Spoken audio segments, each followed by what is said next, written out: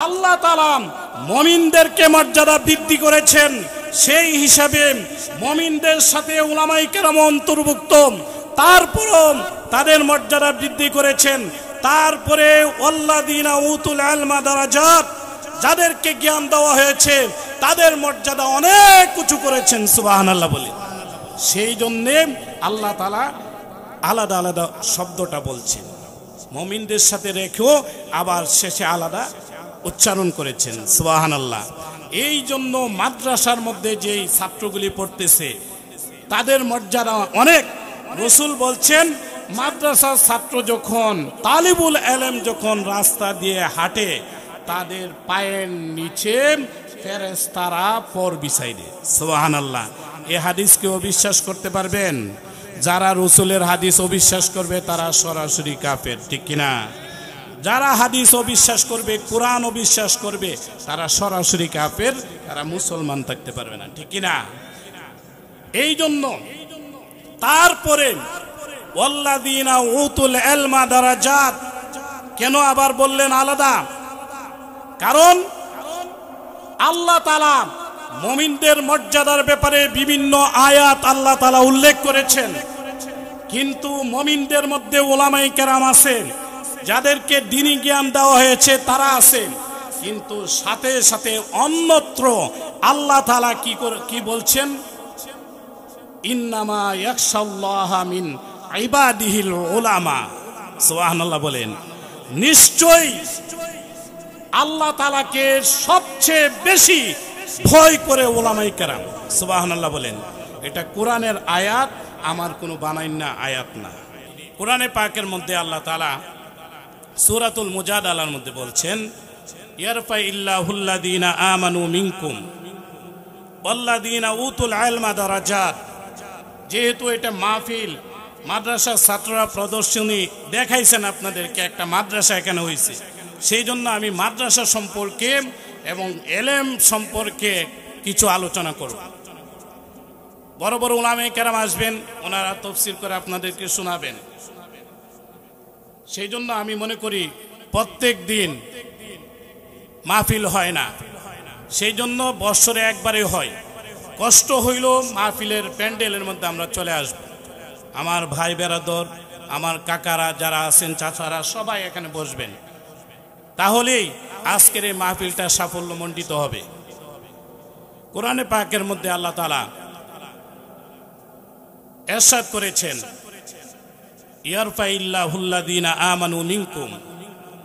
আল্লাহ তাআলা তোমাদের মধ্যে যারা ঈমান আনয়ন করেছে, ওয়াল্লাযীনা উতুল ইলমা দারাজাত, এবং যাদেরকে আল্লাহ তাআলা জ্ঞান দিয়েছেন, যারা ঈমান প্রাপ্ত হয়েছে এবং যারা জ্ঞান প্রাপ্ত হয়েছে আল্লাহ তাআলার পক্ষ থেকে, তাদের মর্যাদা আল্লাহ তাআলা বৃদ্ধি করবেন। সুবহানাল্লাহ বলেন। তাদের মর্যাদা আল্লাহ তাআলা বৃদ্ধি করবেন। এই আয়াতের মধ্যে মনোযোগ দিয়ে যদি শুনেন ভালো লাগবে। তাফসীরের মাহফিল না, এই জন্য শহরে বেশি ভালো লাগে, চিল্লান লাগে না। সূক্ষ্ম সূক্ষ্ম কথাগুলি বের হয়, মানুষের শুনে। ইয়ারফাউ শব্দের অর্থ যে আল্লাহ তাআলা মর্যাদা দিবেন, মর্যাদা দিতেছেন, দিবেন, সম্মানিত করতেছেন, করবেন। এর সাথে ইয়ারফাইল্লাহুল্লাযীনা আমানু মিনকুম ওয়াল্লাযীনা উতুল ইলমা দারাজাত। ইয়ারফাউন শব্দের সাথে মুমিনদেরকে আল্লাহ তাআলা এখানে অ্যাডজাস্ট করছেন, অর্থাৎ যারা মুমিন ঈমানদার তাদের মর্যাদা আল্লাহ তাআলা বৃদ্ধি করবেন। সাথে সাথে আতফ করে ওয়াল্লাযীনা উতুল ইলমা দারাজাত, যাদেরকে আল্লাহ তাআলা জ্ঞান দিয়েছেন তাদের মর্যাদাও বৃদ্ধি করবেন। একসাথে একভাবে এই তর্জমাটা করা হয়, কিন্তু আল্লাহ তাআলা ইয়ারফাউ শব্দটা মুমিন এবং মুমিনদের সাথে সংযুক্ত করেছেন, আতফ করে আবার ওলামাদের সাথেও সংযুক্ত করেছেন। কিন্তু সাথে সাথে ওলামাদের সাথে যাদেরকে জ্ঞান দিয়েছেন, এই শব্দটার সাথে দারাজাত শব্দ, দরজাতুন শব্দ না, দারাজাত শব্দ আল্লাহ তাআলা উল্লেখ করেছেন। উদ্দেশ্য কি? যে মুমিনদেরকে আল্লাহ তাআলা মর্যাদা বৃদ্ধি করছেন, করতেছেন। সাথে সাথে উলামায়ে কেরামকে যাদেরকে জ্ঞান দেওয়া হয়েছে তাদের মর্যাদাও বৃদ্ধি করবেন। দারাজার শব্দ কেন এখানের মধ্যে আল্লাহ তাআলা বললেন? তাইলে বোঝা গেল, আমি যদি একটা প্রশ্ন করি আপনারা উত্তর দিবেন। মুমিনদের মধ্যে উলামায়ে কেরাম যাদেরকে আল্লাহ তাআলা জ্ঞান দিয়েছেন তারা নাই? আছে না? আছে তো। সাথে আলাদা করে আল্লাযীনা উতুল ইলমা দারাজাত, এই শব্দটা বলার দরকার ছিল না, ঠিক কিনা? তারপরও কেন আল্লাহ তাআলা উল্লেখ করলেন? উদ্দেশ্য হলো যে আল্লাহ তাআলা মুমিনদেরকে মর্যাদা বৃদ্ধি করেছেন, সেই হিসাবে মুমিনদের সাথে উলামায়ে কেরাম অন্তর্ভুক্ত। তারপরও তাদের মর্যাদা বৃদ্ধি করেছেন। তারপরে আল্লাযীনা উতুল ইলমা দারাজাত, যাদেরকে জ্ঞান দেওয়া হয়েছে তাদের মর্যাদা অনেক উঁচু করেছেন। সুবহানাল্লাহ বলে।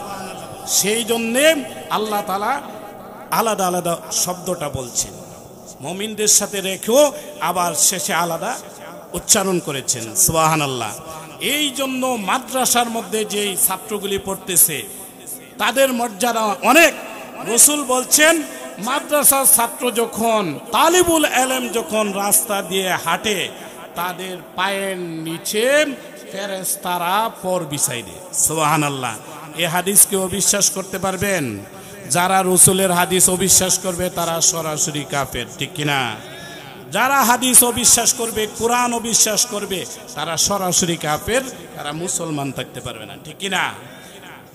এই জন্য তারপরে ওয়াল্লাযীনা উতুল ইলমা দারাজাত কেন আবার বললেন আলাদা? কারণ আল্লাহ তাআলা মুমিনদের মর্যাদার ব্যাপারে বিভিন্ন আয়াত আল্লাহ তাআলা উল্লেখ করেছেন। কিন্তু মুমিনদের মধ্যে উলামায়ে কেরাম আছেন, যাদেরকে দ্বীনি জ্ঞান দেওয়া হয়েছে তারা আছেন।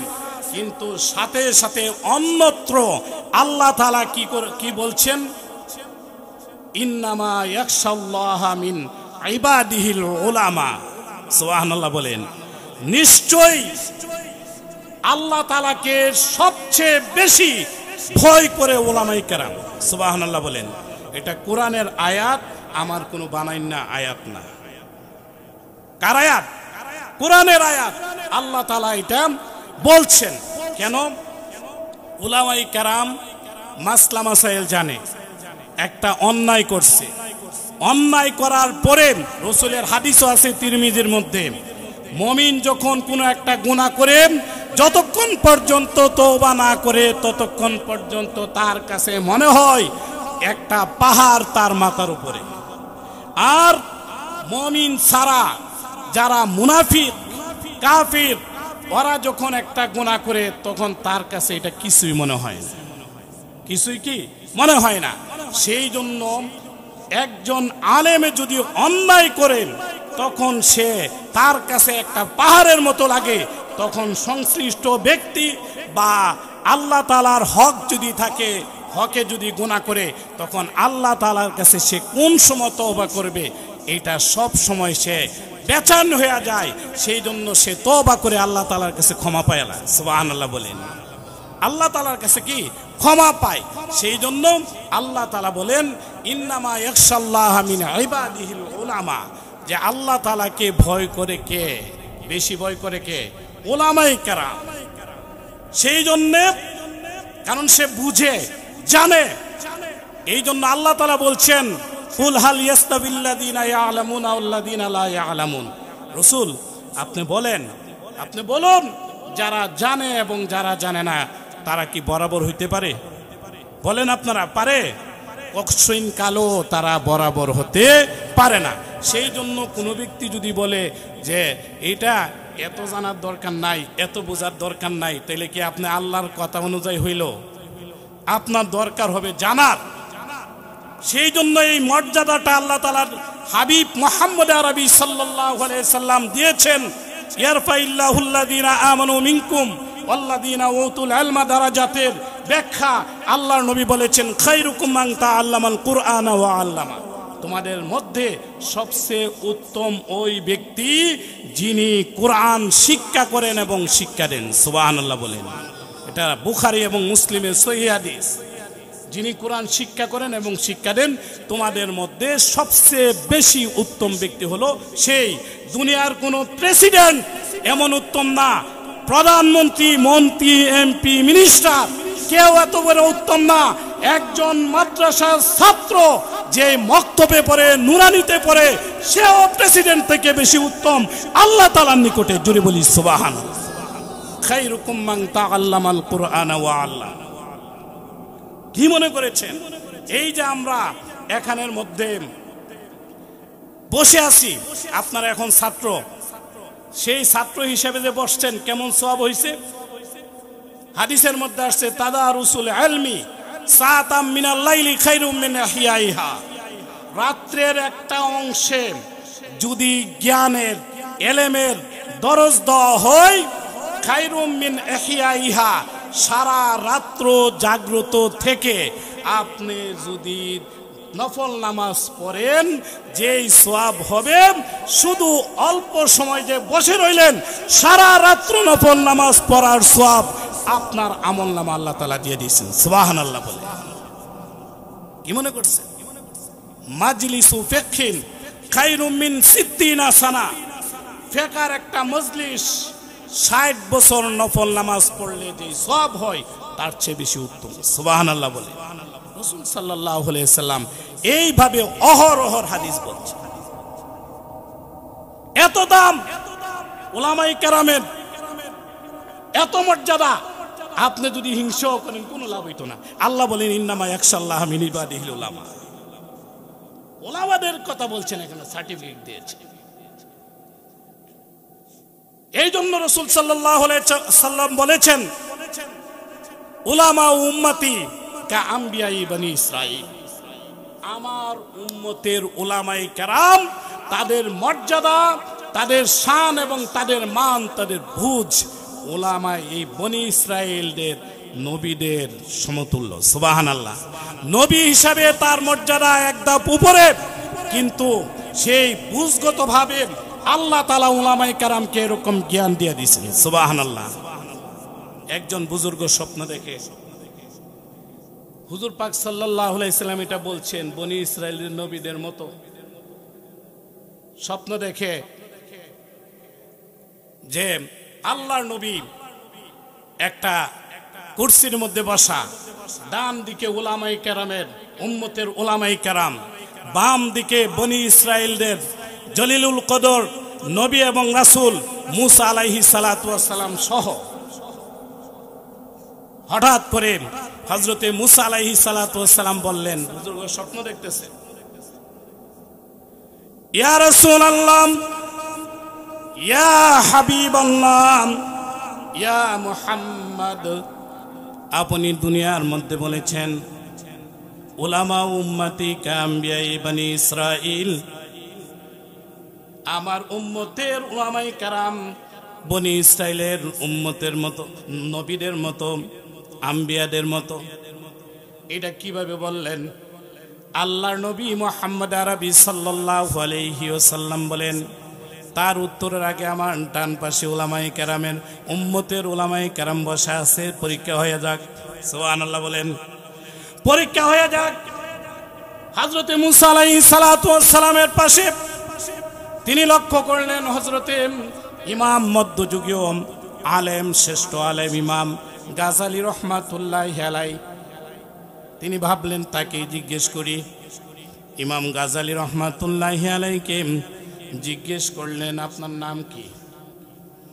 ইমাম গাজালি রহমাতুল্লাহি আলাইহি বলেন, আমার নাম হলো গাজালি, আমার বাপের নাম এই, দাদার নাম এই, পরদাদার নাম এই। এরকম বলতে বলতে বলতে বলতে বলতে হযরতে আদম আলাইহিস সালাতু ওয়াস সালাম নিয়ে পৌঁছাইছে। সুবহানাল্লাহ বলে। আদম আলাইহিস সালাতু ওয়াস সালাম পর্যন্ত নসবটা পৌঁছাই দিয়েছে। হযরত মুসা আলাইহিস সালাতু ওয়াস সালাম জলিলুল কদর একজন বনি ইসরাইলের নবী, যার উপরে আল্লাহ তাআলা 104 খানা কিতাবের অন্যতম একটা কিতাব তৌরাত, যেটা 8 হাত লম্বা তৌরাত, তার উপরে নাজিল করছেন। কয়টা কিতাব? 108 খানা থেকে 4টা কিতাব হইল প্রসিদ্ধ, আর বাকি 100টা হইল সহিফা। হযরতে আদম আলাইহিস সালাতু ওয়াস সালামের উপর সহিফা ছোট ছোট পুস্তিকা 10টা নাজিল করেছেন। হযরতে আদম আলাইহিস সালাতু ওয়াস সালামের সন্তান হযরতে শীশ আলাইহিস সালাতু ওয়াস সালামের উপর 50টা আল্লাহ তাআলা নাজিল করেছেন। হযরতে ইদ্রিস আলাইহিস সালাতু ওয়াস সালামের উপর 30টা সহিফা নাজিল করেছেন। জাতির পিতা হযরতে ইব্রাহিম খলিল আলাইহিস সালাতু ওয়াস সালামের উপর আল্লাহ তাআলা 10টা সহিফা নাজিল করেছেন। কয়টা হইল? 100টা হইছে না? আর তৌরাত হযরতে মুসা, ইনজিল হযরতে ঈসা, জবুর হযরতে দাউদ আলাইহিস সালাতু ওয়াস সালামের উপর, আর কোরআনে মাজিদ আমাদের নবী মুহাম্মদ আরবি সাইয়্যিদুল কাউনাইন নবী মুহাম্মদ সাল্লাল্লাহু আলাইহি সাল্লামের উপর নাজিল হয়েছে। সুবহানাল্লাহ। অন্যতম একটা কিতাব তৌরাত, যার উপরে অবতীর্ণ হয়েছে সেই একজন জলিলুল কদর একজন বনি ইসরাইলের নবী। গুসা হইলে পাগড়ির উপর দিয়ে এরকম ভাবে বাপ উঠতো। ওই যে আমরা বাতের মার উঠে না, বিভিন্ন পাক উঠলে এরকম ভাবে ভাপ উঠে না, এরকম অবস্থা হইতো। হযরতে মুসা ইমাম গাজালি রহমাতুল্লাহি আলাইহিকে যখন বললেন, ইমাম গাজালি রহমাতুল্লাহি আলাইহি যখন তার বাপ দাদা 14 গোষ্ঠী পর্যন্ত উদ্ধার করে দিলেন, আদম পর্যন্ত তার নসব বংশ দ্বারা পৌঁছাই দিলেন, হযরতে মুসা বললেন এটা কেমন কথা হইল? জিজ্ঞাসা করছি নাম, বাপ দাদা 14 গোষ্ঠী পর্যন্ত উদ্ধার করলেন, শুধু নামটা কইলেই চলতো। সুবহানাল্লাহ বলেন, এটা কেমন কথা? হযরতে ইমাম গাজালি বলেন, এগো আল্লাহর নবী মুসা, তাহলে শুনেন কি জন্য আমি বলেছি। আল্লাহ তাআলা আপনাকে জিজ্ঞেস করছিলেন তুর পাহাড়ের মধ্যে যখন গেছেন, যাওয়ার পরে হাতের মধ্যে আদম আলাইহিস সালাতু ওয়াস সালাম যে বেহেশত থেকে লাঠিটা নিয়ে আসছিল, বংশধারার পর্যায়ক্রমে আপনার হাতে আসছিল সেই লাঠিটা, এই লাঠি লয়ে আপনি আল্লাহ তাআলার সাথে কথোপকথন করার জন্য গেছেন। সবসময় কয় না কথা? মুসা আলাইহিস সালাম সবসময় কি কথা কইতেন? তুর পাহাড়ে গিয়ে হযরতে মুসা আলাইহিস সালাতু ওয়াস সালাম একদিন কথা বলতে গেছে, আল্লাহ তাআলা বলেন যে তুমি কথা কইবা আগে নাকি আমি কইমু? প্রত্যেক দিন তো আপনি কোন, আজকে প্রত্যেক দিন আমিই কই আমার এইটা সমস্যা সেটা সমস্যা, আজকে আপনি কোন। তাফসীরে মাজারি কাজী সানাউল্লাহ পানিপতি রহমাতুল্লাহ উল্লেখ করেছে, আপনিই বলেন। আল্লাহ তাআলা মুসা আলাইহিস সালাতু ওয়াস সালামের সাথে কথোপকথন শুরু করছেন। দীর্ঘক্ষণ কথাবার্তা বলার পরে আবার জিজ্ঞেস করলেন, মুসা কি বুঝছো? হযরতে মুসা আলাইহিস সালাতু ওয়াস সালাম বলেন, আল্লাহ আমি কিছুই বুঝি নাই। আওয়াজটা একটু বাড়িয়ে দেন। কিছুই বুঝি নাই। আল্লাহ তাআলা বলেন, হে মুসা, বুঝার কথা না, তোমার সাথে এতক্ষণ পর্যন্ত আমি 1,40,000 ভাষা দিয়ে কথা বলছি। জোরে বলি সুবহানাল্লাহ। পৃথিবীর মধ্যে বৈজ্ঞানিকরা বলেন 1,40,000-এরও অধিক ভাষা আছে, কিন্তু বর্তমানে 1,00,000 ভাষা বিলুপ্ত। 40,000 ভাষা দিয়ে মানুষ কথা বলে। সুবহানাল্লাহ বলেন। আল্লাহ তাআলা বলেন, মুসা 1,40,000 ভাষা দিয়ে তোমার সাথে কথোপকথন করেছি, কিন্তু এই ভাষাগুলির মধ্যে তোমার ভাষাটা ছিল না, মাতৃভাষা ছিল না, সেই জন্য কথাবার্তা তুমি বুঝো নাই। সুবহানাল্লাহ বলেন। আবার কথাবার্তা শুরু করছে। দীর্ঘক্ষণ কথা বলার পরে আল্লাহ তাআলা বলেন, মুসা এবার কি বুঝছো? মুসা আলাইহিস সালাতু ওয়াস সালাম বলেন, সবগুলি বুঝছি। সুবহানাল্লাহ বলেন। এবার তোমার মাতৃভাষা দিয়ে কথা বললাম, কি বলছি বলো? ওগো আল্লাহ, আপনি শুধু আখিরি জামানার নবী মুহাম্মদ আরবি সাল্লাল্লাহু আলাইহি ওয়াসাল্লামের এবং তার উম্মতের এই গুণ কীর্তন গেয়েছেন। জোরে বলি সুবহানাল্লাহ। তাদের গুণ কীর্তন গেয়েছে। এবার জানতে চাই আল্লাহ আখিরি জামানার নবীর উম্মতেরা তাদের কি যদি আমি পাই তাদের লক্ষণটা হবে কি? আল্লাহ তাআলা বলে দিয়েছেন তাদের লক্ষণ হবে, সিমটম হবে, যদি ভবিষ্যতে কোনো একটা কাজ করে এই কাজটা বলার জন্য, কাজটা করার জন্য বলবে ইনশাআল্লাহ, সুবহানাল্লাহ বলেন। আর যখন কাজটা করে, কাজ শুরু করার সময় বিসমিল্লাহ বলে শুরু করবে, ভবিষ্যতে করার জন্য ইনশাআল্লাহ বলবে, কাজটা সমাপ্ত যখন হয়ে যাবে তখন বলবে আলহামদুলিল্লাহ, সুবহানাল্লাহ বলে। তখন কয় এই উম্মতের লক্ষণটা যদি আমি পাইতাম, তাদেরকে যদি পাইতাম। বিভিন্নভাবে তিনি আফসোস করছেন এই উম্মতের ব্যাপারে। এবার মুসা আলাইহিস সালাতু ওয়াস সালাম বললেন, তোমার নাম গাজালি, তুমি যদি শুধু বলতে যে আমি আনা গাজালি, বেশিতে বেশি আপনার বাপের নামটাও কইতে পারতেন, কিন্তু গাজালি না বলে একদম আদম পর্যন্ত নসব পৌঁছাই দিলেন। কারণটা কি? ইমাম গাজালি এবার মুখের উপর উত্তর দিয়ে দিলেন, সাথে সাথে বললেন, আল্লাহর নবী মুসা, আপনাকে আমি একটা প্রশ্ন করব, এটার উত্তর দেওয়ার পরে তারপরে আমার জবাবটা দিব, কেন আমি আদম পর্যন্ত পৌঁছাই দিলাম।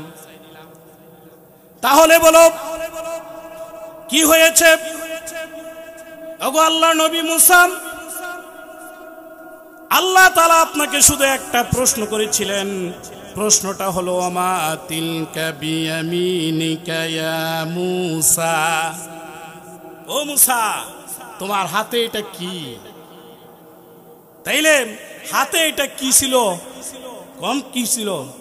লাঠি ছিল না? লাঠি ছিল। আপনি শুধু বলতেন হিয়া আসাই, এটা আমার লাঠি, এতটুকুনই বলতে পারতেন। কিন্তু কি কইলেন? আতাওয়াক্কাউ আলাইহা, যে আমি এই লাঠি দিয়ে সেরা লাঠির উপর আমি ভর করি, ওয়াউসু বিহা আলা গানামি, ভর করে এই লাঠি দিয়ে আমি গাছের পাতা ঝাইরা পারি, পারার পরে শুধু এইটা না, ওলিয়া ফিহা মাআরিবু উখরা, আরো অনেক কাজ করি এটা দিয়া। তাইলে আপনি এটা কইলেন কি রে? সুবহানাল্লাহ বলেন। আপনি এটা কইলেন কি রে? আপনি শুধু যখন বলছে ওমা তিলকা বিয়ামিনিকা ইয়া মুসা, আপনি বলতে পারতেন হিয়া আসাই, এটা আমার লাঠি, এতটুকুই বলতে পারতেন। তাইলে বাকিগুলি কইলেন কি রে? মুসা কয় যে রাসূল যে বলছেন উলামা উম্মতিকা আম্বিয়াই বানি ইসরাইল, আমার উম্মতের উলামায়ে কেরাম বনি ইসরাইলের নবীদের মতো, তাইলে ঠিকই কইছে, আসল জায়গা হাত দিছে, ঠিক কি না? আসল জায়গা কি দিছে? হাত দিছে, ঠিকই কইছে, বুঝতে পারছে। তখন একটা উত্তর তো দিতে হবে। কোনো মানুষ, সম্মানিত কোনো মানুষ যখন আপনার ফান্দে পড়া যায় তখন কিন্তু লামসাম দিতে থাকে, ঠিক কি না? বুঝেন নাই? লামসাম দিয়ে উত্তরটা দিতে চায়। তখন মুসা আলাইহিস সালাতু ওয়াস সালাম বলেন, আরে এত কিছু বলছি কিরে জানো? কে লেগে? এইটা হইল মিয়ানে আশক মাসং কেরমজিস কিরামান কাতিবিরা হাম খবর নিস, কিরামান কাতিবিরা হাম খবর নিস।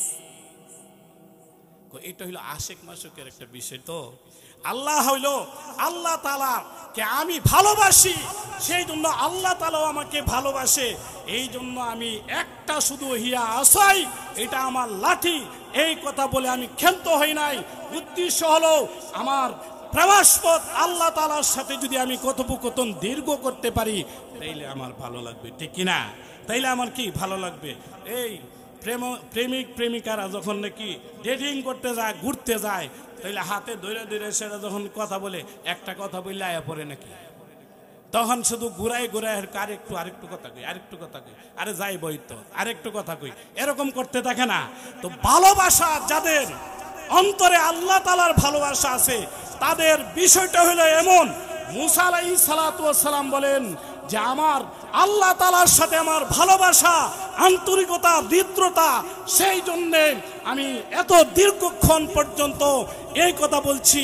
এটার উপর আমি ভর করি, এটা দিয়ে আমি আমার ছাগল বকরি এইগুলিকে আমি ঘাস পাতা ঝেড়ে ঝেড়ে ফালাইয়া খাওয়াই, অনেক কাজ করি যাতে কথাটা বিলম্ব হয়, দীর্ঘায়িত হয়। চট করে ইমাম গাজালি রহমাতুল্লাহি আলাইহি বললেন, এর লাগি তো আমিও লক্ষ্য করলাম যে জলিলুল কদর একজন নবী, হযরতে মুসা তিনি রাসূল, সেই রাসূলকে আমি সামনে পেয়েছি। রাসূলের ভালোবাসা আমার অন্তরের মণিকোঠা এটা ফিট হয়ে গেছে, সেই জন্য আপনি একজন জলিলুল কদর নবী রাসূল, সেই জন্য আমারও ভালো লাগছে। আমি 14 গোষ্ঠী পর্যন্ত বলছি, সুবহানাল্লাহ বলেন। 14 গোষ্ঠী কি বলছি। মুসা আলাইহিস সালাতু ওয়াস সালাম বললেন, বুঝতে পারলেন যে রাসূল ঠিকই কইছে, রাসূলুল্লাহ সাল্লাল্লাহু আলাইহি সাল্লাম ঠিকই বলছে। এই জন্য উলামায়ে কেরামের সম্মান, তালিবুল উলামের সম্মান আল্লাহ তাআলা দিয়েছেন, রাসূল দিয়েছেন। যে আলেম উলামা, তালিবুল ইলমদের মর্যাদা।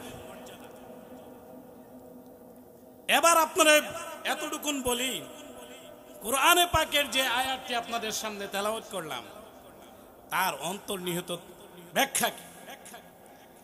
কোন মানুষ যদি দুনিয়ার উন্নতি করতে চায়, তাহলে সে পার্থিব উন্নতির উচ্চ শিখরে পৌঁছে যেতে পারবে। দুনিয়ার জাগতিক বিষয় দিয়ে, জাগতিক জ্ঞান দিয়ে সে উচ্চ শিখরে পৌঁছে যেতে পারবে।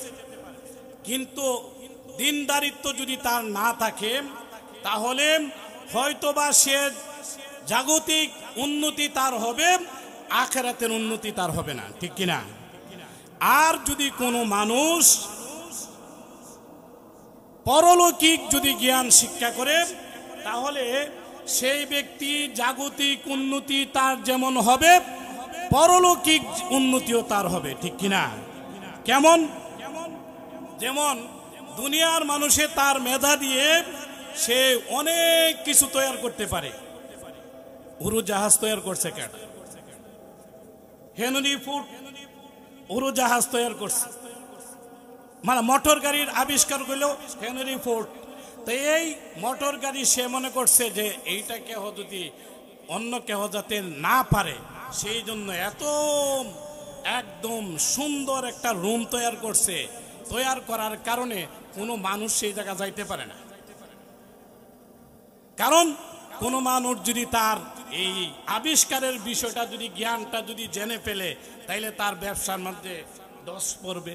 সেই জন্য সে সেই নিরাপত্তা এমনভাবে নিরাপত্তা মানে বিধান করছে, গার্ড তো রাখছেই, সাথে করে বাহির থেকে সাউন্ড প্রুফ, কোনো সাউন্ড যাবে না, ভিতর থেকেও বাহিরে কোনো সাউন্ড আসবে না, এমন একটা রুমের মধ্যে সে গবেষণা। কিন্তু শেষ পর্যন্ত কিন্তু সে তার এই জিনিসটা রাখতে পারে নাই।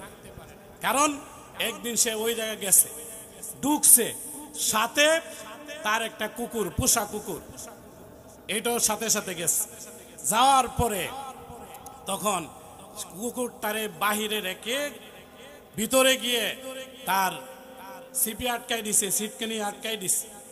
আটকাই দেওয়ার পরে কুকুরটা দীর্ঘক্ষণ পর্যন্ত অপেক্ষা করার পর তখন এইদিকে সে নড়াচড়া করতেছে, সিটকানির দিকে, বাহিরে সিটকানি যেটা আছে ওইটার দিকে পা দিয়ে নড়াচড়া করতে করতে সিটকানি লেগে গেছে।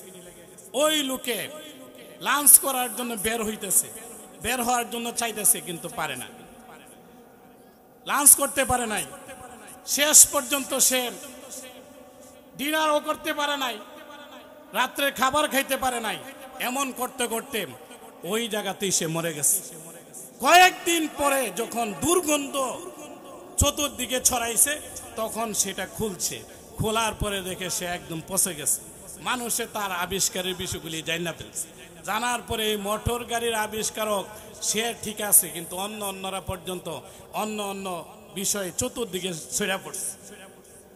এইটাই বিষয়, একজন জাগতিক জ্ঞান দিয়ে উন্নতি সাধন করতে পারে, কিন্তু তার এই জাগতিক জ্ঞানের উন্নতি সাধন করছে ঠিক আছে, অন্যরাও ভোগ করতে পারবে। মৌলবীরা কি গাড়ি চালায় না? আমরা গাড়ি চালাই না? আমরা তো মোটর গাড়ি চালাই, ঠিক না? তাইলে গাড়ি চালাইতেছে, তো গাড়ি চালাইতেছে সব, কিন্তু মূল আবিষ্কার করছে কে? সেই লোকটা, কিন্তু চালাইতেছে না। সেই জন্য মৌলবীরা সেই পারলৌকিক জ্ঞান শিক্ষা করার পরও তার উন্নতির দুনিয়া জাগতিক উন্নতির জিনিসটা কিন্তু কি করছে? ফায়দা হাসিল করছে। উড়োজাহাজ আবিষ্কার করছে, রাইট ব্রাদার্স উড়োজাহাজ আবিষ্কার করছে। সেই মঙ্গল গ্রহে সহ বিভিন্ন জায়গায় যাইতেছে, বাড়ি কেনার চেষ্টা করতেছে, চাঁদে যাইতেছে বিভিন্নভাবে। এক সময় এমন হবে জাগতিক জ্ঞান দিয়া উন্নতির উচ্চ শিখরে পৌঁছে গেছে, কিন্তু পরলৌকিক জ্ঞান যারা শিক্ষা করে এক সময় হবে তোমরা কষ্ট করে এই জাগতিক জ্ঞান দিয়ে উন্নতির উচ্চ শিখরে পৌঁছছো, মঙ্গল গ্রহের মধ্যে সেই ঘর বাড়ি তৈরি করছো, আর হুজুররা এক সময় গিয়ে ওই জায়গা গিয়ে একটা মসজিদ বানাইলেন। সুবহানাল্লাহ বলেন, ঠিক কিনা? সেই জন্য জাগতিক জ্ঞান যেটা, এইটা শিক্ষা করা নিষেধ না, কিন্তু এই শিক্ষার সাথে যদি আপনার ধর্মীয় জ্ঞানের সংমিশ্রণ হয় তাহলে অবশ্যই আপনার সোনার সোহাগা হবে, তা না হলে আপনার কোনো কিছু হবে না। দেখেন সম্রাট আলমগীর, বাদশাহ আলমগীর 50 বছর এই ভারতবর্ষের শাসন করছে। কে? বাদশাহ আলমগীর। আল্লাহ তাআলা তাকে এমন জ্ঞান দিয়েছেন, তিনি শাহজাহানের পুত্র, সেই ব্যক্তিটা হাফেজে কুরআন, একজন বিদগ্ধ একজন আলেম ছিলেন তিনি। এই বাদশাহ আলমগীর তিনি বাদশাহী পেয়েছেন, জাগতিক সেই একটা সম্মান পেয়েছেন, কিন্তু লক্ষ্য করলেন এই জাগতিক সম্মানের সাথে যদি আমি পারলৌকিক সম্মানের লোকগুলিকে সংমিশ্রণ যদি আমি করি তাহলে আমার এই ক্ষমতাটা দীর্ঘদিন পর্যন্ত থাকবে। সেই জন্য তিনি 700 উলামায়ে কেরাম তাদেরকে তার উপদেষ্টা পরিষদের মধ্যে স্থান দিয়েছেন, আর 300 উলামায়ে কেরামকে শুধু ফতোয়ায়ে আলমগীরি লিপিবদ্ধ করার জন্য তিনি একটা 300 আলেমের মুফতির একটা বোর্ড তৈরি করছেন, যে এমন একটা ফতোয়ার কিতাব তৈরি করতে হবে যেই ফতোয়ার কিতাব দিয়ে একদম টপ টু বটম সম্পূর্ণ সমস্ত মাসাইল যাতে মানুষে শিক্ষা করতে পারে, সেই হিসেবে তিনি কি করলেন? তিনি উলামায়ে কেরামকে তিনি একত্রিত করলেন। কইরাম বলতেছেন কি, সবচেয়ে বড় বিদগ্ধ আলেম তাকে বলছেন, ও উলামায়ে কেরামের মধ্যমণি লিডার, আপনার কাছে আমার একটা আবেদন, আপনি আমাকে এমন একটা কিতাব এই 300 জন মুফতির সমন্বয়ে একটা লিপিবদ্ধ করেন, মাসাইলের কিতাব, যেই কিতাবের দ্বারা মুসলমানরা উপকৃত হবে, সেই কিতাব আপনি একটু লিপিবদ্ধ করেন। 300 উলামায়ে কেরাম এই কিতাবটার লিপিবদ্ধ করলেন, নাম হইল ফতোয়ায়ে আলমগীরি। ডাকদা বললেন, যতদিন পর্যন্ত এই কিতাব লিপিবদ্ধ না করতে পারেন ততদিন পর্যন্ত আপনি এবং আপনার সঙ্গী সাথী যারা আছে রাষ্ট্রীয় অতিথি ভবনে থাকতে হবে। যত খরচ আছে রাষ্ট্রীয় কোষাগার থেকে দেওয়া হবে, অতিথি ভবনের মধ্যে থাকতে হবে, রাষ্ট্রীয় কোষাগার থেকে আপনার সব কিছু দেওয়া হবে, ঠিক আছে? উলামায়ে কেরাম তাহাজ্জুদের সময় চোখের পানি ফেলে দোয়া করে, সেই তাহাজ্জুদের সময় এই ভারতবর্ষের সম্রাট আলমগীর তিনি কি কাজটা করলেন? উলামায়ে কেরাম লক্ষ্য করলেন প্রতিদিন 300 বদনা, এই সময় তো এখনের মতো মোটর ছিল না, সাবমার্সিবল ছিল না, ওই সময় সেই টানা কল, বিভিন্ন কল দিয়ে সেরে কি টিউবওয়েল দিয়ে এই পানি উঠাইতে হইতো, সেই কুয়ার থেকে উঠাইতে হইতো। সেই প্রত্যেক দিন তাহাজ্জুদের নামাজ পড়বে 300 উলামায়ে কেরাম। কি করছে? 300 উলামায়ে কেরামের এই পানির বদনা কে জানি বুড়াই দিতেছে, বুড়াই রাখা দিছে এখানে। উলামায়ে কেরাম প্রত্যেক দিন উঠে উঠে দেখে যে 300 বদনা কেমন আমাদের খেদমত করে। একদিন, 2 দিন, 3 দিন তাদের কৌতূহল জাগলো, কে লোকটা, তাকে ধরতে হবে। শেষ মুহূর্তে লোক লাগাইছে, পাহারাদার লাগাইছে। গভীর রজনীতে পাহারাদার লক্ষ্য করলেন, খরম পাও দিয়ে ঠক ঠক করে আওয়াজ করে বদনার কাছে আসতেছে, টিউবওয়েলের সামনে আসতেছে একজন লোক। তিনি আর কেউ নন, তিনি হলেন বাদশাহ আলমগীর। সুবহানাল্লাহ বলেন। 300 বদনা তিনি বুড়ে তাড়াতাড়ি নিজে উজু করে চলে যাইতেছেন তাহাজ্জুদ নামাজ পড়ার জন্য। এমন একজন বাদশাহ সম্রাট আলমগীর ছিলেন, তিনি একজন আলেমদেরকে এইভাবে কদর করছেন। আলেমদেরকে রাষ্ট্রীয় সেই যত বিষয় আছে তাদেরকে সংযুক্ত করেছেন।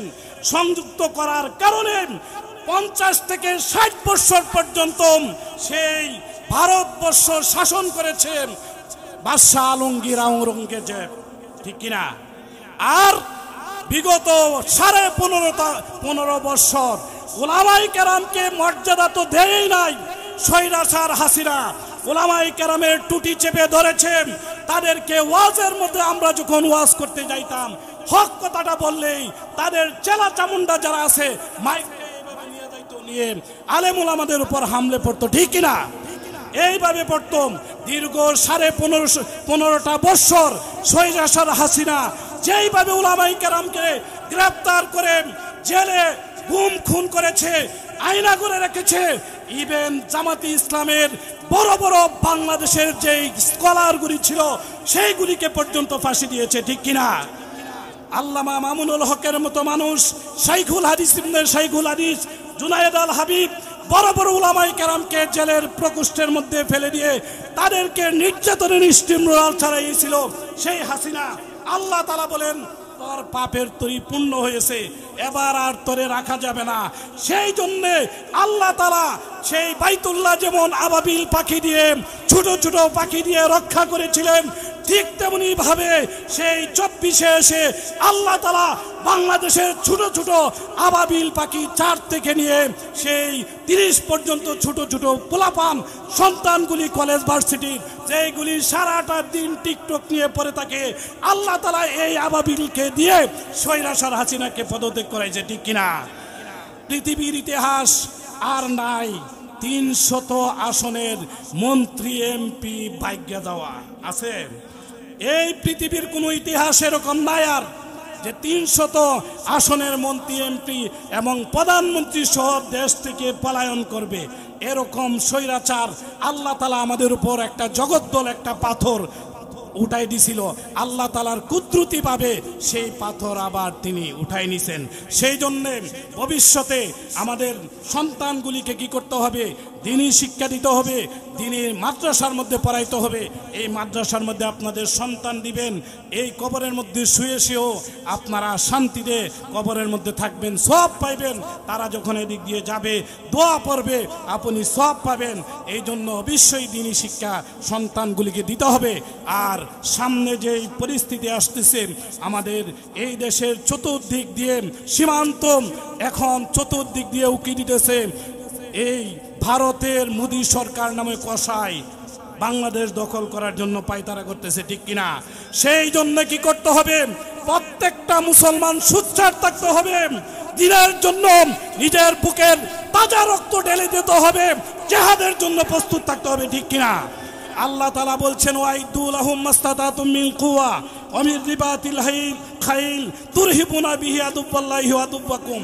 তোমাদের জন্য প্রস্তুতি, রাসূলকে বলছেন তোমরা প্রস্তুতি গ্রহণ করো। তাহলে প্রস্তুতি গ্রহণ করলে কি হবে? এমনকি ঘোড়া লালন পালন করে প্রস্তুতি গ্রহণ করো।